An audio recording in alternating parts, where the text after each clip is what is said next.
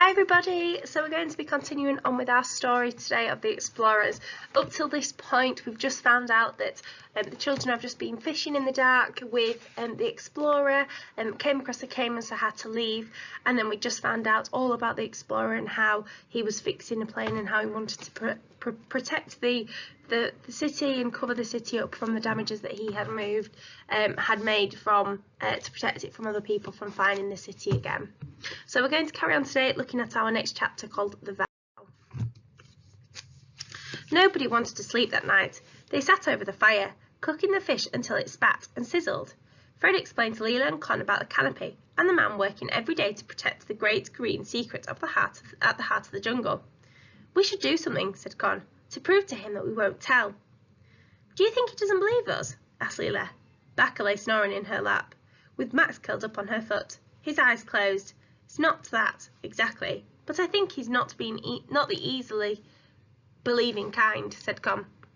"I like that idea," said Fred. "What would we do?" "We could swear. We could make a blood vow, like they do in the books." "I want something more permanent than that," said Con. She looked up at the roof through which the stars shone, silver woven with green. "I want something bigger, something that will make all this last forever." "I know." Leela sat up straighter, jerking back awake. "We could make a mark, like a tattoo." "We don't have any ink," said Fred. "But the explorer does," said Con. "I saw it when I was collecting wood. He said he keeps his most precious things he doesn't want stolen under his hammock where he sleeps." There was a pause. Then Fred said, "If he doesn't want them stolen, I don't know if I'd want to try stealing them. He sleeps with a knife." Excitement seemed to have made Con bold. "I'll do it." Even Baka looked surprised. "Con," said Leela, "are you crazy?" But she was already up and running across the square on her tiptoes, half bent over and muttering warnings to herself as she went. Fred and Leela exchanged startled glances. Con returned 5 minutes later, bearing the ink aloft. "I did it," she said. "You stole it?" asked Leela, her voice of admiration. "Yes, sort of," said Con, flushed with victory in the light of the fire. "Sort of?" said Fred. "He was sort of awake. He sort of said we could borrow it. He said it's precious, and if we spill it, he'll put snakes in my hair. But I would have stolen it if I had to." Fred grinned. "What shall we tattoo them?" "We could write 'I swear,'" said Leela. "Too complicated. It would give us too many chances to go wrong," said Con. "Or an X," said Fred, "like the one on the map." "I like that idea," said Leela. Con nodded. She sharpened the tip of the penknife with a flint, and Leela burnt the tip into the flames of the fire to sterilize it. "Who wants to go first?" Leela asked. "I'll do it," said Fred. He tried not to let his hands shake. It was harder than he had expected to cut his own skin. He dug down, wincing sharply, and cut a thin line into the base of his thumb, where it met his palm. "Does it hurt?" said Con anxiously. "A bit, but nothing compared to anything else. How do you think they put the ink in?" "I think they just drip it on," said Leela. The ink stung, and Fred bit his teeth together, but Con and Leela were both tactfully looking away. "There," he said. He held up the firelight, a small X marked in ink and blood. Leela went next. She winced when the ink was added, but said nothing. Con took longer over hers, making sure the lines of the X were perfectly straight. "If it's going to be forever, I don't want it to be wonky." Max suddenly jerked upright. "I want one," he said. "Max, I thought you were asleep," said Leela. "I was pretending." "Shh, Maxie, go to sleep." "But I want one too. I want to do the secret swear." "No," said Leela, "absolutely not. It hurts, and you'll cry, and the explorer will wake up, and anyway, Mama and Papa would kill me." "I won't cry." "You would," said Con. "But it's my secret too," said Max. "If you want me to keep it a secret, you have to let me do it." The others looked at each other, and Leela sighed. Max did cry, but he tried very hard not to. Leela took the knife, and Max screwed up his eyes, and bit his lips together, and drummed his feet on the ground, and through the tears trickled down his face, as Leela added the ink to his hand. He didn't yell, though. "Shall we swear?" said Con. "What shall we say?" "You do it, Fred," said Leela. "You're the oldest." Fred grinned, half embarrassed. "We swear," he began.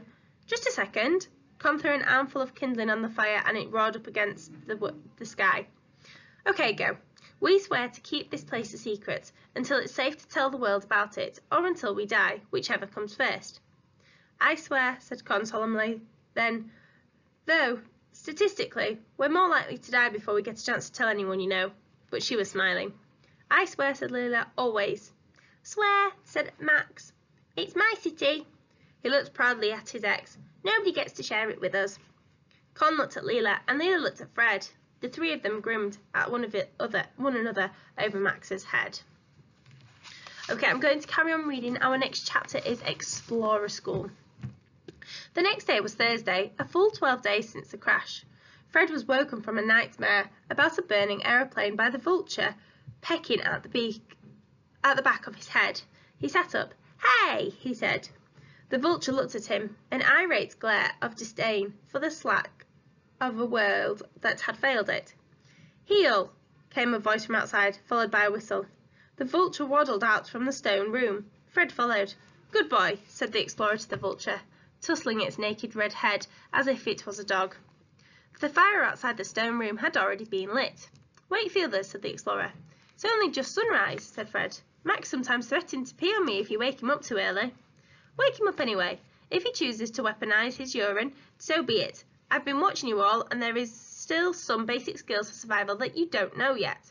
I'll be working late today, so you need to listen now." He glanced at Fred's palm and saw the mark. He said nothing, but it was possible, Fred thought, that the left side of his face smiled just half an inch.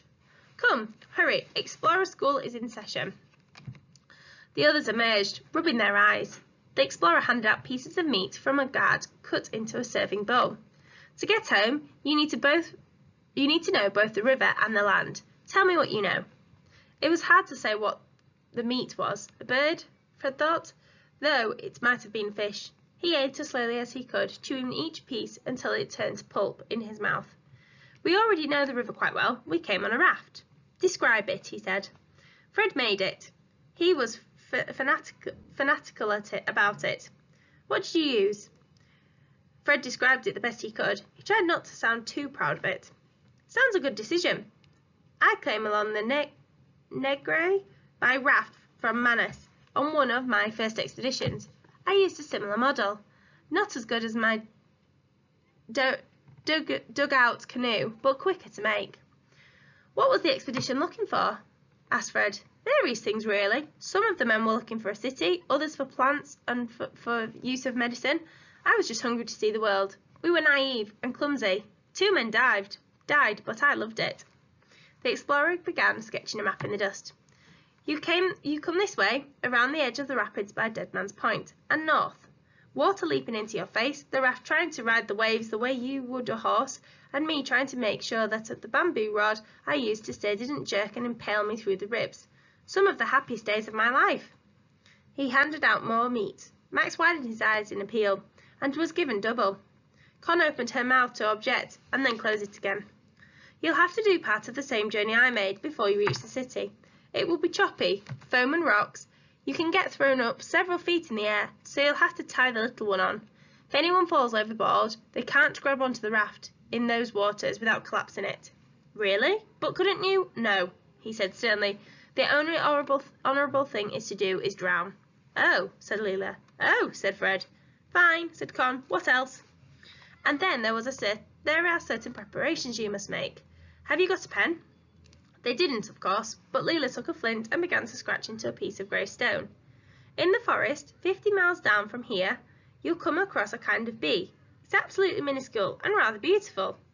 It's drawn so sweet and to moisture, and it's happiest when nesting on the centre of the pupil of your eye. The people there call them eye lickers. Write that down." "Eye lickers," said Leila. There was no fear in her face, only concentration. Bacca climbed on top of her head and sat there, an inquisitive hat. "The best thing to do is wear a bit of net over your eyes." "Could we make netting?" asked Fred. "That's a very good question. It's one of the very few things that is almost impossible to make." "Could I?" Fred closed his eyes and tried to picture the net and what it would look like. "Punch holes in a bit of snakeskin?" "Well, you could. That's not a bad idea, in fact. But finding snakeskin is difficult in these parts. The vultures eat them. I have one mosquito net. It's the most valuable thing I own, I think." They waited. I suppose I can cut off 4 pieces, and you can tie them around the back of your heads like with vines to make them into eye protectors." "Thank you," said Fred and Leela together. "That's kind," said Con solemnly. The explorer waved it away, frowning unexpectedly awkward in the face of gratitude. "And then the vampire bats," he added. "You'll need to find a way to deal with them." Con looked up. Please tell me that's a joke." "Not at all. They come in swarms. Not around here, but on the other side of the mountain. You must have heard of them." "No," said Con. Fred hadn't either. "But Leela will have," he said. "I've never seen one," said Leela, "but their front teeth are sharper than razors, and their tongues give off a chemical that stops your blood from clotting." "Quite," said the explorer. "It's all very impressive from an evolutionary point of view, but it's very frustrating from a personal one." "Frustrating?" said Con. "Bats that eat you are frustrating." "They don't eat you, dear child, they drink you." I assume there's a difference. When you strike round the mountain, you need to be wary of maggots." "Maggots?" said Con. "Yes, it's unpleasant to think of yourself as the kind of person maggots choose to associate with, but there you are. There was a disconcerting moment many years ago when a maggot worked his way out of my skin. It poked its head out of my body like a meerkat rising from a hole. It was extremely surprising. I'll teach you how to extract them with a thorn and some fire. Remind me." Leela wrote maggots on her list and added a question mark. The explorer looked at them appraisingly. "You should go soon. You're nearly ready."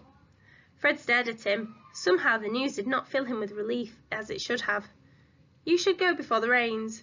You can fish now. Fred knows how to set a trap. With that and the tarantulas and some berries, you should survive. The maggots got worse during the rains, and the going is much slower when the grog is boggy. And there's yellow fever, of course." "Oh, of course," said Con. She sounded a little hysterical. "Maggots hard enough, without a fever turning you yellow. Sounds like a proper holiday." The explorer ignored her. "And when you get back to the city, when they ask you how you found your way, you must lie." "We'll say whatever you want," said Con. "And no matter how many people ask, you do not mention my name. Do you understand?" "We don't even know your names," Con pointed out. "What is it, so we know what not to say?" The man gave a rumble, half anger, half amusement, deep in his throat. He rose and hefted the vulture into his arms. "I'll be working today. If you try to come behind the vine wall again, I'll feed your little toes too." The vulture, "Yes, we know," said Con. "What was the meat?" asked Fred, as the explorer turned away. "It was good." "What?" "Oh, caiman," he said. "The one in the lake." That night Max came and tugged at Fred's foot. "Fred!" he hissed. His whisper was extremely damp. "Fred, I have bad news. I have bad feelings." "What?" Fred jerked awake, searching for Max's face in the dark. "I have a bad feeling. A lot of bad feelings." "Shh, Max. What are you scared of?" Max's voice was whiny, but there was real fear in it. "There's something coming." "There's nothing coming," said Fred. "You're probably dreaming about the caiman." He listened. The forest was never still. It rustled and insects called and monkeys bellowed all night long, but it didn't sound any louder or quieter than usual. "What kind of thing?" "An animal. It's watching us." "Or a monster. I know it." "There's no monsters, Max." "They're watching. I heard them." "The animals are just living their lives, Max. I promise they're not interested in us." "I can hear them breathing." "You don't need to worry. The only thing you need to do is go to sleep." It was dark under the vine roof, but Fred could see that Max's eyes were wide and unconvinced, and his hair was full of sweat. "Can I come and sleep next to you?" Fred hesitated. Max was not a quiet sleeper. He thrashed about a lot, and bit things, and farted in his sleep. "Please." "All right, but please try not to bite me, okay?" "Yes," said Max. He took a firm hold of Fred's wrist, put it in his mouth, and went to sleep. It was just as Fred was falling asleep that he saw the movement in the trees. He rose to his knees and crossed, keeping low, to the doorway of the stone house. He looked out over the square. Moonlight filtered through the holes in the canopy. Something was watching them. But it wasn't an animal, nor was it a monster. It was the explorer. He was sitting in a low branch, leaning easily against the trunk, knife in hand, keeping guard.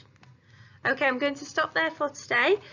Our next chapter is Stuck in the Mud. Now, we haven't got much more left to do. However, what I will do is I will save this for when we're back after the half term, and we'll have a recap of the story before finishing the last part of our story.